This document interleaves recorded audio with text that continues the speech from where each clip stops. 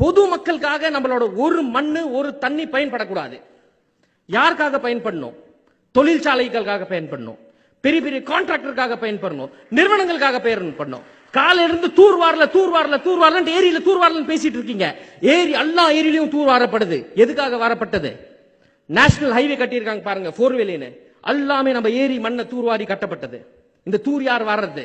யார் அவன்? மணல் கொலகாரன். இன்னைக்கு ஏரி மேலையும் கை வச்சுட்டான். எங்க மண்ணை நீ எடுக்கிறதுக்கு யாரு? கார்பரேட் பணமும் வேணாம், கார்பரேட் மக்களும் வேணாம். எங்க மக்கள் கிட்ட பணமும் நிறைய இருக்கு. ஆனா கோயில் கட்டிட்டு இருக்கோம்.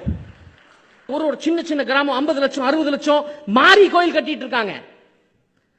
ஆனா குளத்துல இருக்கிற மாதிரி தவிச்சிட்டு இருக்கு. இது மாறணும். நான் செத்துட்டேனா என் குழந்தைங்க நல்லா இருப்பாங்க, நிஜமா நல்லா இருப்பாங்க. ஆனா அப்ப எல்லாம் வாழலாம், அம்மா எல்லாம் வாழலாம். தண்ணி இல்லாம ஒரு நாள் வாழ முடியாது. காத்து இல்லாம சுவாசிக்க முடியாது ஒரு நாள், ஒரு நிமிஷம், ஒரு செகண்ட். ஆனா எல்லாத்துக்கும் ஆசை இதா இருக்கு. நான் தண்ணி கூட மண் கூட ஒன்னா வருது, இது பத்தி ஆசை இல்லையே. சரி, இந்த ஏரி வேலை முடிச்சிடுறேன். இது வந்து அம்மாப்பேட்டை ஏரின்னு இருக்கு. இது 3 அடிக்கு 39 ஏக்கருமே பிளாஸ்டிக் இருந்தது. வாரிட்டோம். ரொம்ப சந்தோஷமா இருந்தது. 400 பேர் கூடுவோம், கம்புக்கூழ் சாப்பிடுவோம். ஒரு ஏரியில 13,000 மரம், ஒரு ஏரியில 12,000 மரம். இது அரிசிபாளையம் தெப்பக்குளம். இந்த ஏரி வேலை ஒரு முக்கியமான வேலையா தெரியலங்க எனக்கு. ரொம்ப முக்கியமான வேலை. இந்த அடிக்கிற லூட்டி எப்படி நிறுத்த போறோம்? நிறுத்த முடியுமா? கண்டிப்பா நிறுத்த முடியும். சேலத்துல கஞ்சமலைன்ட்டு ஒரு மலை, 6000 ஏக்கர் மலை. ஜிண்டலோட ஒரு கம்பெனி கேட்டுச்சு. சேலம் ஸ்டீல் பிளான்ட் டோட்டலா 6000 ஏக்கர். 3 பேரும் பிரிச்சுக்கிட்டாங்க. வனத்துறை கிட்ட போய் 11ஆம் தேதி 2008 6வது மாசத்துல விண்ணப்பம் கொடுக்குறாங்க. நாங்க எங்களுக்கு எல்லாம் பொருள் வேணும், அந்த எனக்கு கனிமம் எடுக்கணும். பாம் பிளாஸ்ட் பண்ணி அந்த ஓபன் பிளாஸ்ட் மைனிங் வாங்க, அந்த கனிம கொல்ல பண்ணுவோம். நாங்க ஆவணங்கள் கொடுனா வனத்துறை எப்ப கொடுக்குறான் பதில்? 12ஆம் தேதி பதில் கொடுத்துறான் கையில. ஒரே நாள்ல எல்லா ஆவணங்களும் கையில கொடுத்துறான். அந்த மலையை காப்பாற்றணும். எடுக்க விடல. இங்க மலையை எடுக்க விட மாட்டோம். வெறும் 2000 ரூபாய் செலவு பண்ணோம். ஆனா 2000 பேர் கூடணும். 2000 பேர் கூடணும், அந்த மலையை காப்பாற்றணும். வேதாந்தான்ட்டு ஒரு பெரிய நிறுவனம் கொல்லிமலையும் எற்காடையும் மொட்டையும் அடிச்சிட்டு இருக்கான். மொட்டையை ஏன் ஆகக்கூடாதுன்னா, இது பாக்சைட் இருக்கு அந்த ஹில்ஸ்ல. பாக்சைட் வந்து ஸ்பஞ்ச் மாதிரி வேலை செய்யும். மழை பெஞ்சா தண்ணி உரிச்சுக்கும். தண்ணி உரிச்சு ஊத்தெடுக்கும். ஊத்தெடுத்தா ஆறு ஓடும். இந்த பாக்சைட்டை வெட்டுறவனை 12 வருஷமா கொல்லிமலையில வெட்டிட்டு இருந்தான்.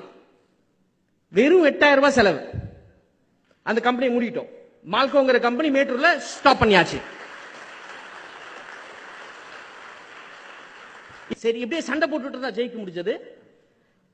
தூர்வாரி ஏரிங்கெல்லாம் இப்ப எந்த ஏரி கொடுத்தாலும் டக்குன்னு சரி பண்ணிடுவோம். இப்ப பழைய பஸ் ஸ்டாண்ட் கேட்டிருக்கோம். நீங்க ஒரு 6 மாசத்துல சேலத்துக்கு வந்தீங்கன்னா பழைய பஸ் ஸ்டாண்ட் ஒரு இன்டர்நேஷனல் சைட்டா இருக்கும். ஒரு பக்கம் சண்டை போட்டுட்டு இருக்கோம், ஒரு பக்கம் ஏரியை தூர்வாரிட்டு இருக்கோம். 3வது பக்கம் ஒரு முக்கியமான வேலை, விவசாயம் நல்லா இருக்கணும். கிரீன் லைஃப் ஸ்டைல் வேணும். இது ஒரு டிஃபிகல்ட்டான சிச்சுவேஷனா. நாங்க விறவை எரிச்சு கறி ஆக்கி மின்சாரம் தயாரிக்கிறோம். விறகுனா மரத்தை வெட்டுறது இல்லைங்க. எந்த விவசாயம் பண்ணாலும் உனிமுள் முளைக்கும். எந்த விவசாயம் பண்ணாலும் ஒரு ஆக்ரோ வேஸ்ட் வெளியே வரும். சோ இந்த விஷயத்தை ஏன் முக்கியமா இங்க சொல்லிட்டு இருக்கேன்னா, நியூக்ளியர் பவர் பிளான்ட் எவ்வளவுன்னு கேட்டேன். 16,000 கோடி நாங்க ஒரு மெகாவாட்டுக்கு. பவர் டிரான்ஸ்மிஷன் லாஸ் போனா 32 கோடி ஆயிடுது. ஒரு 32 கோடியில் ஒரு தொழிற்சாலை போட்டா அது 32 கோடியில் 1 மெகாவாட் 2 மெகாவாட் எல்லாம் போட முடியாது. 500 1000 அப்படிதான் போடணும். 16,000 கோடி முடுங்கி கிடக்குது. அடுத்த வாரம் திறந்துருவோம்னு 3 வருஷமா சொல்லிட்டு இருக்காங்க. 3 வருஷமா அதே கதை கேட்டுட்டு இருக்கோம். ஆனா நாங்க உருவாக்கின பிளான்ட் 2.5 கோடி 1 மெகாவாட்டுக்கு. வித்தியாசம் என்னன்னா 2 லட்சம் ரூபாய் பிளான்ட் போட்டிருக்கோம். பவரோட காஸ்ட், இதோட பவரோட காஸ்ட் பாத்தீங்கன்னா 1 ரூபாயோட கம்மி. ஒரு யூனிட்டுக்கு 1 ரூபாயோட கம்மி. இதை யார் டிசைன் பண்ணாங்கன்னா, இன்னைக்கு கூகுள்ல போய் டைப் பண்ணுங்க, ராய் சிங் தையா, பயோமாஸ் கேசிஃபயர் உருவாக்குனவரு. இதே மாதிரி பசுமை தொழில்ல, காடு உருவாக்குறதுல, விவசாயம் பண்றதுல லாபம் இல்லையா? லாபம் இருக்கு. லாபம் நல்லாவே இருக்கு. பசுமை எது இருந்தாலும் லாபம் இருக்கு. இங்க இருக்கிற இளைஞர் எல்லாமே நீங்க வாழ்வாதாரத்தை ரொம்ப தாராளமா பசுமையா வாழலாம். நம்ம நல்ல லாபத்தோட வாழலாம். நான் 1 லட்சம் ரூபாய் போட்டிருக்கேன். மூங்கில் ஃபேக்டரியில 20 பேருக்கு வேலை கொடுக்கிறேன். தொழிற்சாலைகள் 1 கோடி கொடுத்து ஒருத்தருக்கு வேலை கொடுக்குது. 1 கோடி போட்டு ஒருத்தருக்கு வேலை கொடுக்குது. நம்பாதீங்க. ஃபாக்ஸ்கான், நோக்கியா எல்லாம் மூடிட்டு போயிட்டான். எல்லாம் சாதிட்டு போயிட்டான்.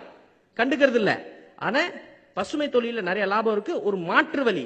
So conservation, activism and sustainable development, இது மூணுமே செஞ்சீங்கன்னா கண்டிப்பா பணத்தாலையும் லாபம் இருக்கு, உடம்பும் நல்லா இருக்கும்.